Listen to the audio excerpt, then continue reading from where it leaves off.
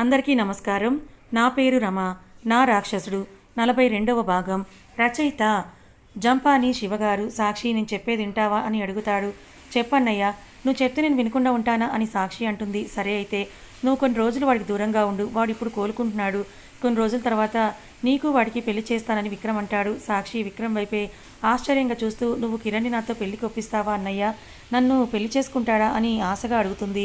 నా మాట మీద నీకు నమ్మకం లేదా సాక్షి అని విక్రమ్ అంటుంటే, అయ్యో అలా అనకండి అన్నయ్య, మీ మాట మీద నాకు నమ్మకం లేకపోవడం ఏంటి?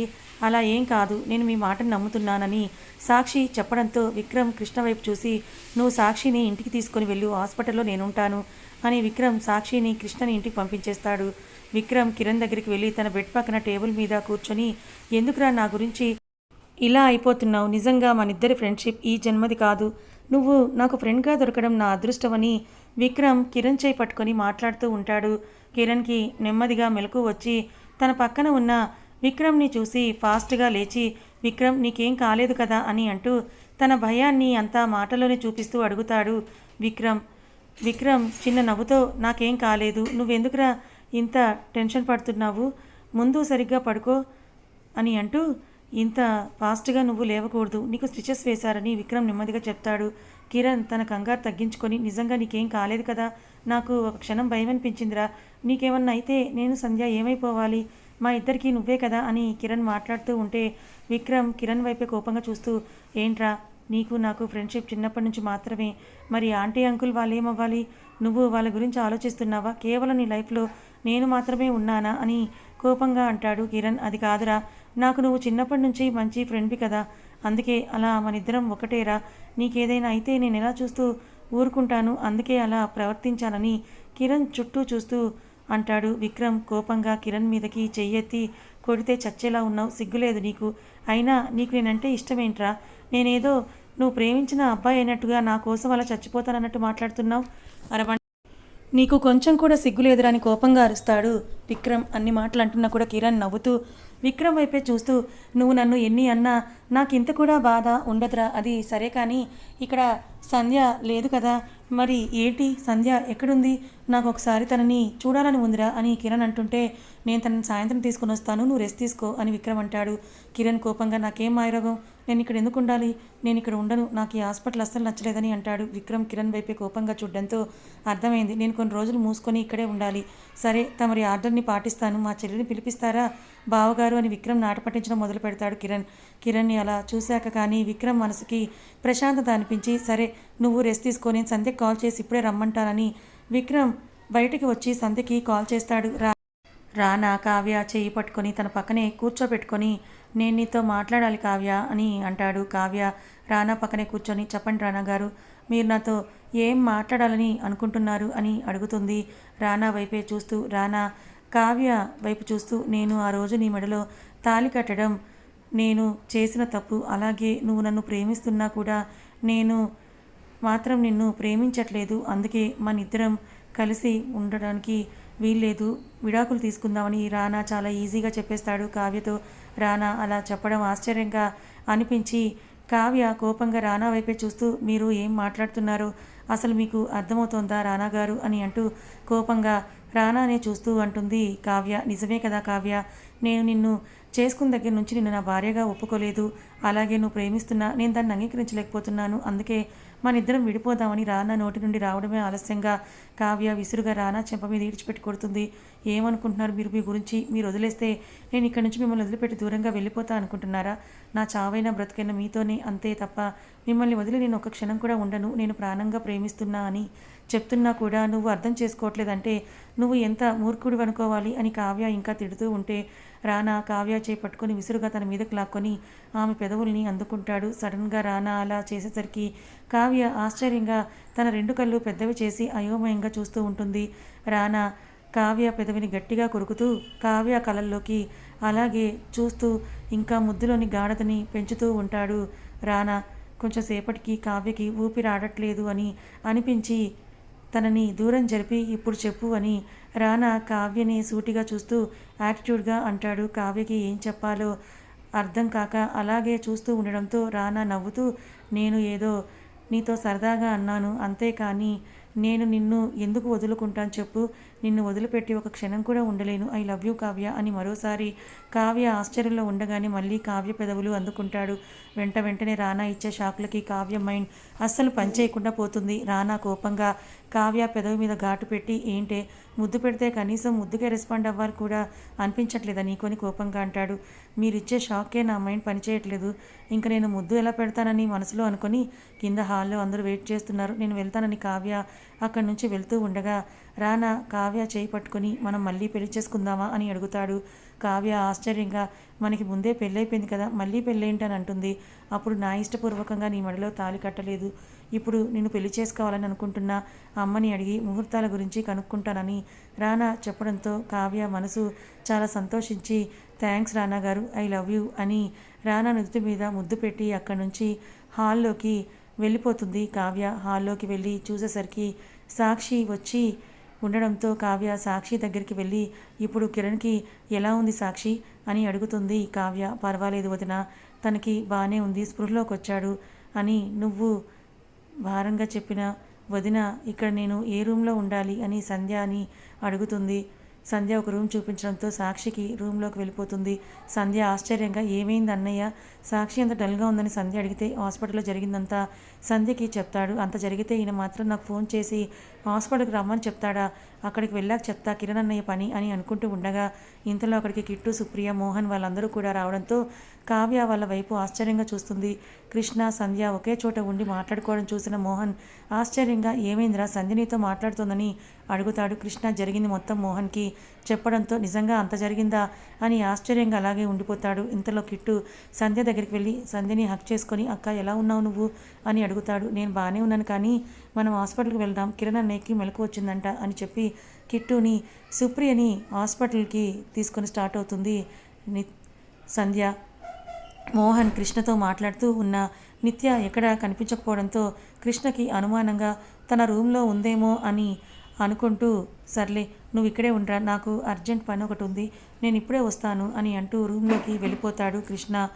మోహన్ అయోమయంగా, ఇప్పుడు వీడికి కాల్ ఏమీ రాలేదు కదా, అసలు వీడి ఇప్పుడు ఎందుకు ఫోన్ కాల్ వచ్చిందని అబద్ధం చెప్తూ ఎక్కడికి వెళ్ళాడు ఏంటో, ఇక్కడ అందరూ ఒక రకంగా ఉన్నారని అనుకుంటూ నా డార్లింగ్ సీతకు కాల్ చేద్దాం, అసలు వచ్చిన దగ్గర నుంచి దానికి కాలే చేయలేదు, ఊర్లో ఎలా ఉందో ఏంటో అని అనుకుంటూ సీతకు కాల్ చేస్తూ అక్కడి నుంచి వెళ్ళిపోతాడు. కృష్ణ రూమ్లోకి వెళ్ళి చూసేసరికి నిత్య అక్కడ కనిపించకపోవడంతో ఏమైంది, రూమ్లో కూడా లేదు, బాల్కనీలో ఉందా ఏంటి అని అనుకుని బాల్కనీలోకి వెళ్ళి చూసిన కృష్ణకి నిత్య ఏదో ఆలోచిస్తూ ఉండటం గమనించి తన వెనుకగా వెళ్ళి తన నడుము చుట్టూ చేతులు వేసి గట్టిగా హక్ చేసుకుంటాడు కృష్ణ. నిత్య భయంగా అనిపించి వెనక్కి తిరిగి చూస్తుంది. కృష్ణ కనీసం ఏమాత్రం కదలకుండా అలాగే ఉండడంతో వదలండి అని అంటుంది. నేను వదలను అని కృష్ణ మొండిగా చెప్పడంతో నిత్య ఇంకేం మాట్లాడకుండా అలాగే ఉంటుంది. కృష్ణ నిత్య సైలెన్స్ని భరించలేక తన వైపుకు తిప్పుకొని, ఏమైంది, ఎందుకు ఇంత సైలెంట్గా ఉన్నావని తన గడ్డం పట్టుకొని నిత్య మొహాన్ని పైకెత్తాడు. నిత్య ఏడుస్తూ ఉండడం చూసి కృష్ణ కంగారుగా, ఏమైంది నిత్య, ఎందుకు నువ్వు ఏడుస్తున్నావు అని ఆందోళనగా అడుగుతాడు. నిత్య, నాకు కిరణ్ గురించి తలుచుకుంటే చాలా భయంగా ఉంది, అసలు వాడికి ఎలా ఉందో ఏమో అని భయంగా అడుగుతూ ఉంటుంది నిత్య. కృష్ణ చిన్న నవ్వుతో, నువ్వు కిరణ్ గురించి ఆలోచిస్తున్నావా, కిరణ్కి ఇప్పుడు ఏం ప్రమాదం లేదు, స్పృహలోకి వచ్చాడు, అలాగే మీ అన్నయ్యతో కూడా మాట్లాడుతున్నాడు, నేను ఇప్పుడే హాస్పిటల్ నుంచి వచ్చానని చెప్పడంతో నిజంగానా, వాడికి బాగానే ఉందా, కిరణ్ మాట్లాడుతున్నాడా, నన్ను హాస్పిటల్కి తీసుకుని వెళ్ళవా అని సంతోషంగా అంటుంది. అప్పటి వరకు దిగులుగా భయంగా ఉన్న నిత్య కిరణ్కి ఏమీ కాలేదని చెప్పడంతో ఆనందంగా మారిపోయి ఒక చిన్నపిల్లల సంతోషంగా నన్ను అక్కడికి తీసుకెళ్ళవా అని అడుగుతుంటే కృష్ణకు కొంచెం జలసీగా అనిపించి, నిత్య నిన్ను ఒకటి అడుగుతాను చెప్తావా అని అంటాడు కృష్ణ. నిత్య అయోమయంగా కృష్ణ వైపు చూసి, అడగండి అని అంటుంది. కృష్ణ నిత్య వైపు చూస్తూ, నీకు నేనంటే ఇష్టం లేదా, నువ్వు ఇప్పటికి కూడా కిరణ్ని ప్రేమిస్తున్నావా, నువ్వు ఇప్పుడు కూడా కిరణ్ని ప్రేమిస్తే చెప్పు, నేను ఎలా అయినా సరే కిరణ్ మీ అన్నయ్యని ఒప్పించి మీ ఇద్దరికి పెళ్లి చేస్తానని కృష్ణ చెప్తాడు. కృష్ణ నోటి నుంచి ఆ మాటలు విన్న నిత్య కోపంగా అతని చెంప మీద కొట్టి, అసలు మీరు నా గురించి ఏమనుకుంటున్నారు, నేను ఒక క్యారెక్టర్ లేని దాన్ని అని మీరు అనుకుంటున్నారా, నేను ఒకప్పుడు కిరణ్ని ప్రేమించాను, కాదని అనటం లేదు, అది నిజమే, కానీ ఇప్పుడు నాకు పెళ్ళయింది, నాకు పెళ్ళయ్యి భర్త ఉండి కూడా నేను వేరే వాళ్ళని అలా ఎలా ప్రేమిస్తానని మీరు అనుకుంటున్నారని కోపంగా అరుస్తుంది కృష్ణ మీద నిత్య. కృష్ణ సంతోషంగా, అయితే నువ్వు కిరణ్ని ప్రేమించటం లేదా అని అడుగుతాడు. నిత్య ఈసారి ముందు కొట్టిన దెబ్బ కంటే ఇంకా పెద్దగా కొట్టడంతో కృష్ణ అయోమయంగా నిత్య వైపే చూస్తూ నేనేదో కన్ఫర్మ్ చేసుకోవడం కోసం అడిగానని అమాయకంగా చెప్తాడు. నిత్య కోపంగా చూడడంతో వదిలే, సరే ఆ విషయం వదిలే, నువ్వు నన్ను ప్రేమిస్తున్నావా అని చాలా ఎగ్జైట్మెంట్తో అడుగుతాడు. నిత్య కోపంగా నేను నిన్ను ప్రేమించట్లేదని చెప్పడంతో కృష్ణ కోపం వచ్చి ఎందుకు నేనేం చేశాను అని అంటాడు. నిత్య సూటిగా కృష్ణ కళ్ళల్లోకి చూడడంతో ఓకే, తప్పంతా నేనే చేశాను, అందుకని ఇప్పుడు నన్ను వదిలేస్తావా అని అంటాడు. ఈసారి మళ్ళీ నిత్య కొట్టబోతుంటే కృష్ణ నిత్య చేపట్టుకొని తన మీదకు లాక్కొని నిత్య పెదవులను అందుకుంటాడు. నిత్యకి ఊపిరి తీసుకోవడం కష్టంగా అనిపిస్తూ ఉంటే కృష్ణ నిత్యని వదిలి చూడు, ఇంకోసారి కనుక ఇలా నా మీద చేయి చేసుకున్నావంటే నేను ఇలాగే నీ పెదవుల్ని గట్టిగా ముడివేస్తాను అని కృష్ణ చెప్పడంతో నిన్ను అని నిత్య కృష్ణ వెంట పడుతుంది. హాస్పిటల్కి వెళ్ళిన సంధ్య ఫాస్ట్గా కిరణ్ రూమ్ దగ్గరికి వెళ్ళడంతో విక్రమ్ కిరణ్ ఇద్దరు కూడా మాట్లాడుకుంటూ కనిపిస్తారు. కిరణ్ సంధ్యని చూసి చాలా సంతోషంగా సంధ్య అని పిలుస్తాడు దగ్గరగా రమ్మని. సంధ్య నవ్వుతూ కిరణ్ దగ్గరికి వెళ్తుంది. ఇప్పుడు ఎలా ఉందన్నయ్య నీకు అని అడుగుతుంది. సంధ్య చాలా సంతోషంగా. కిరణ్ నవ్వుతూ నాకేం రోగం రా, నేను బాగానే ఉన్నాను, చూడు నన్ను ఇంటికి తీసుకెళ్ళమని చెప్తూ ఉన్నా ఇదిగో వీడే అస్సలు వినటం లేదు అని సంధ్యని తన పక్కనే కూర్చోబెట్టుకొని మాట్లాడుతూ ఉంటాడు. విక్రమ్ కోపంగా కిరణ్ వైపే చూడడంతో కిరణ్ పళ్ళు ఎగిలిస్తూ ఈ అని అంటాడు. విక్రమ్ కిరణ్ ఇద్దరి మధ్య జరుగుతున్న దానికి సంధ్య పెద్దగా నవ్వుతూ ఉంటుంది. కిరణ్ అలిగినట్టుగా ముఖం పెట్టి వాడు నన్ను తిడితే నీకు నవ్వొస్తుందా అని అంటాడు. లేకపోతే ఏంటన్నయ్యా ఆ మాటలు అని కిరణ్ మీద సీరియస్ అవుతూ సంధ్య కొంచెం సేపు సరదాగా మాట్లాడి అక్కడే టైం స్పెండ్ చేస్తుంది.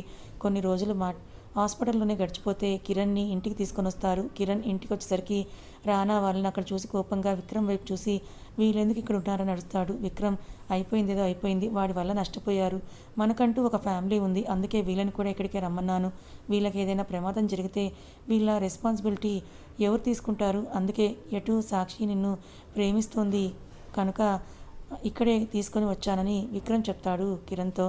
తను నన్ను ప్రేమిస్తుంది కానీ నేను తనని ప్రేమించట్లేదు విక్రమ్, నువ్వు తను నన్ను ప్రేమిస్తోందనే చిన్న కారణంతో వాళ్ళ ఫ్యామిలీ అంతా ఇంత జబ్బు చేసినా కూడా నువ్వు వాళ్ళని తీసుకొని వచ్చి ఇక్కడ పెట్టగా అసలు కేవలం నా కోసమేనా అని కిరణ్ కోపంగా అరిచి అక్కడి నుంచి తన రూమ్లోకి వెళ్ళిపోతాడు. కిరణ్కి కోపం ఎక్కువసేపు ఉండదని విక్రమ్కి బాగా తెలుసు కాబట్టి అక్కడ ఉన్న రానా వాళ్ళ వైపు చూసి మీరేం కంగారు పడకండి, వాడి కోపం ఎక్కువసేపు ఉండదు, నేను వాడితో మాట్లాడతానని చెప్పేసి విక్రమ్ కూడా కిరణ్ దగ్గరికి వెళ్తాడు. కిరణ్ అసహనంగా బాల్కనీలో నిలబడి బయటకు చూస్తూ ఉంటాడు. విక్రమ్ కిరణ్ భుజం మీద చేయి వేసి ఎందుకురా ఇప్పుడు అంత కోపం, సరే అయిపోయింది ఏదో అయిపోయింది, సాక్షి నువ్వు యాక్సెప్ట్ చేయి, తను చాలా మంచిది, నీ కోసం తను చాలా చేసిందని హాస్పిటల్లో జరిగింది మొత్తం కిరణ్కి చెప్తాడు. కిరణ్ ఆశ్చర్యంగా నాకు ఆ టైంలో జరిగింది గుర్తులేదురా, కానీ నరేష్ని వాళ్ళు సేవ్ చేసి ఉంచడం నాకు నచ్చలేదు, అందుకే వాళ్ళతో అలా కోపంగా ఉన్నాను, కానీ సాక్షి గురించి అంటే నేను అంత త్వరగా నిత్యని మర్చిపోయి తనని యాక్సెప్ట్ చేయలేనని అంటాడు.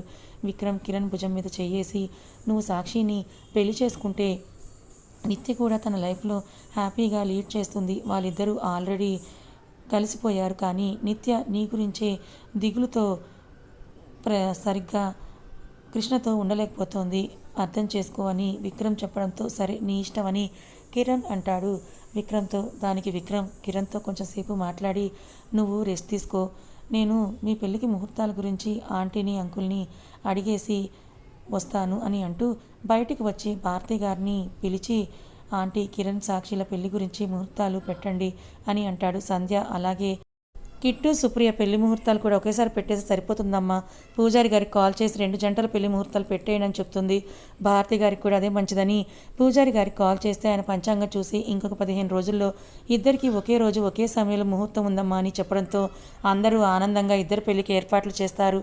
సాక్షి కిరణ్కి ఎంత దగ్గరవ్వాలని చూస్తున్నా కిరణ్ కనీసం తనతో మాట్లాడకపోవడంతో సాక్షి బాధపడుతూ ఉంటుంది. సాక్షిని ఒక గంట గమనిస్తూనే ఉన్న విక్రమ్ తన దగ్గరికి వెళ్ళి ఏమైందిరా అని అడుగుతాడు. అది అన్నయ్య కిరణ్కి పెళ్ళి ఇష్టం లేదనుకుంటా, నాతో సరిగ్గా మాట్లాడట్లేదు, ఆయనకి ఇష్టం లేకుండా ఈ పెళ్లి ఏర్పాట్లు ఎందుకన్నయ్యా, ఆయన్ని బాధ పెట్టొద్దు, నేను ఇక్కడి నుంచి దూరంగా వెళ్ళిపోతాను ప్లీజ్ అన్నయ్య అని విక్రమ్ని రిక్వెస్ట్ చేస్తూ ఉంటుంది సాక్షి నువ్వు వాడికి అలా దూరంగా వెళ్ళిపోతే వాడి మనసు ఎలా మారుతుంది చెప్పు, నువ్వు వాడి దగ్గర ఉంటూనే నీ ప్రేమతో వాడి మనసుని మార్చుకో, అంతేకాని నువ్వు ఇలా దూరం వెళ్ళకు అని సాక్షికి చెప్పి అక్కడి నుంచి వెళ్ళి వీళ్ళ మాటలు విన్న కిరణ్ ఎందుకో సాక్షిని బాధ పెట్టడం నచ్చక నేను ప్రేమించిన ప్రేమ ఎలాగో నాకు దక్కకుండా పోయింది, కనీసం తన ప్రేమైన తనకు దొరికితే సంతోషంగా ఉంటుంది కదా అనిపించి కిరణ్ కూడా సాక్షిని ఇష్టపడడం మొదలు పెడతాడు.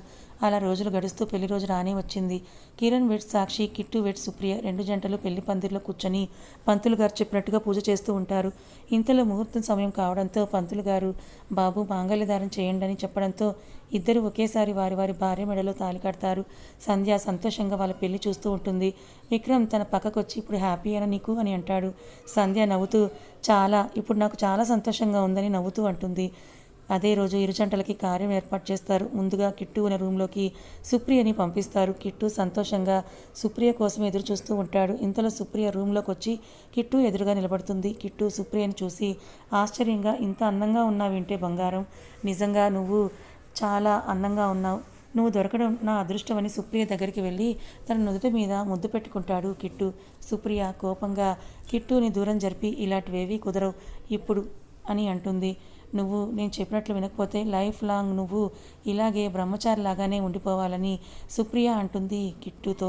ఆ మాటలు విని ఇప్పుడే అన్ని సమస్యలు పోయాయని అనుకుంటే మళ్ళీ ఇప్పుడు ఈ ఫిట్టింగ్ పెట్టావేంటి అని కిట్టు అయోమయంగా అంటాడు. సుప్రియ కోపంగా కిట్టు వైపే చూసి మనం హ్యాపీగా ఉంటే చాలా, వదిన హ్యాపీగా ఉండొద్దా? అన్నయ్య వదిన ఒకటైన తర్వాతే మనకి ఫస్ట్ నైట్, లేదంటే నువ్వెవరో నేనెవరో అని సుప్రియ కోపంగా చెప్పేసి నువ్వు కింద పడుకో, మంచం మీద వద్దని హాయిగా బెడ్ ఎక్కి నిద్రపోతుంది. కిట్టు అసహనంగా ఇంత అందంగా రెడీ అయ్యి ఇప్పుడు చూడు నా ఆశల మీద నీళ్లు పోస్తోందని తిట్టుకుంటూ ఇక చేసేదేమీ లేక అక్కడే కింద సెటిల్ అవుతూ, అయినా ఇది నిద్రపోయింది కదా, ఇంకా నేను మంచం మీద పడుకున్నా దీనికి డౌట్ రాదు, ఇది పొద్దున నిద్ర లేవకముందే నేను లేచి కింద పడుకున్నట్టు యాక్షన్ చేస్తే సరిపోతుందని అనుకుని కిట్టు కూడా సుప్రియ పక్కనే పడుకొని సుప్రియ వైపు అలాగే చూస్తూ ఎప్పటికో నిద్రలోకి జారుకుంటాడు. సాక్షి రూమ్లోకి వెళ్ళేసరికి కిరణ్ అక్కడ కనిపించకపోవడంతో బాల్కనీలో ఉన్నాడేమో అని అనుకుంటూ బాల్కనీలోకి వెళ్ళి చూస్తుంది సాక్షి. కిరణ్ బాల్కనీలోని రైలింగ్కు ఆనుకొని చల్లటి గాలికి ఆకాశంలో ఉన్న చందమామని అలాగే చూస్తూ ఏదో ఆలోచిస్తూ ఉంటాడు.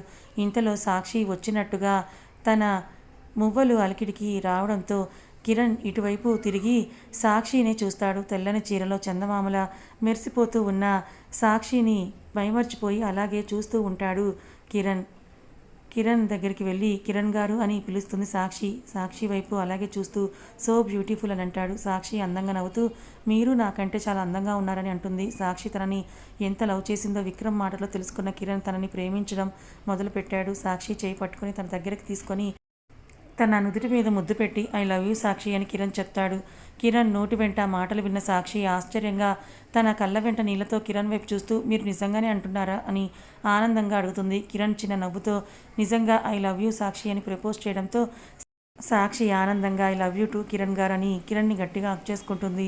కిరణ్ సాక్షిని ఎత్తుకొని రూమ్లోకి తీసుకొచ్చి తనని బెడ్ మీద పడుకోబెట్టి సాక్షి మీద చేరుతూ తన నుటి మీద ముద్దు పెట్టి అలాగే కిందకి వచ్చి తన 2 కళ్ళ మీద ముద్దు పెట్టి తన చెంపల మీద ముద్దు పెట్టి సాక్షి ఎర్రటి పెదాల్ని అందుకుంటాడు. సాక్షికి ఊపిరి ఆడకపోవడంతో కొంచెం సేపు దూరం జరిగి మళ్ళీ కిరణ్ తన పెదాల్ని అందుకొని ముద్దుని కొనసాగిస్తూనే సాక్షిని పసిపాపలా మార్చి కిరణ్ కూడా అలాగే మారిపోయి ఇద్దరూ ఆ రాత్రిని తమ సొంతం చేసుకుంటారు.